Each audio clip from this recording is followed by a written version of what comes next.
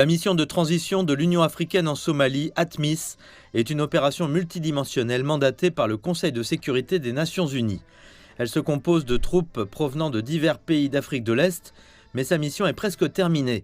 Elle se prépare à transférer aux forces armées nationales somaliennes l'entière responsabilité de la sécurité dans ce pays déchiré par la guerre. Les commandants affirment que 2 tâches très importantes doivent être accomplies avant la transition. Les Chebabs doivent être dégradés. Nous nous rencontrerons immédiatement après la réduction des effectifs, la phase 2 de la réduction des effectifs de la force ATMIS. Notre tâche consiste à encadrer l'armée nationale somalienne, la SNA, et à conseiller le gouvernement sur ses capacités. Ce sont les rôles clés sur lesquels nous allons nous concentrer afin que, lorsque nous partirons, l'officier que nous laisserons derrière nous soit capable de résister à n'importe quelle pression.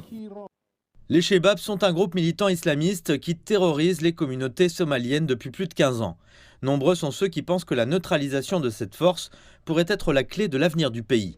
Au cours de l'année écoulée, plus de 230 opérations militaires ont été menées par l'ATMIS dans ce but précis. Nombre d'entre elles ont été menées en coordination avec les forces de sécurité somaliennes.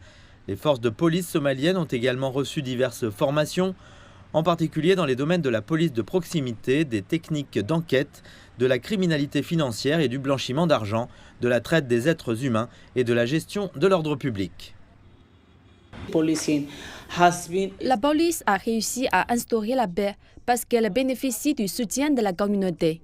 Si nous n'obtenons pas de renseignements de la part de la communauté et une coopération de celle-ci, nous ne serons pas en mesure de combattre les Chebabs. Les dirigeants somaliens ont insisté à maintes reprises sur le fait que le pays était prêt à assumer pleinement ses propres responsabilités en matière de sécurité à la place des forces internationales. Mais les analystes n'en sont pas si sûrs. À l'heure actuelle, la Somalie est un pays profondément divisé et ils pensent que cela pourrait nuire à tout effort visant à améliorer les perspectives du pays. Toutefois, le président Hassan Sheikh Mohamud est convaincu que le pays peut se frayer un chemin vers l'avenir.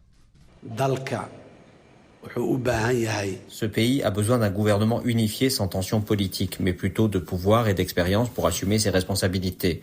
Nous avons certaines limites et nous pouvons avoir des opinions différentes, mais je crois qu'il y a plus de choses qui nous unissent que de choses qui créent des divisions entre nous.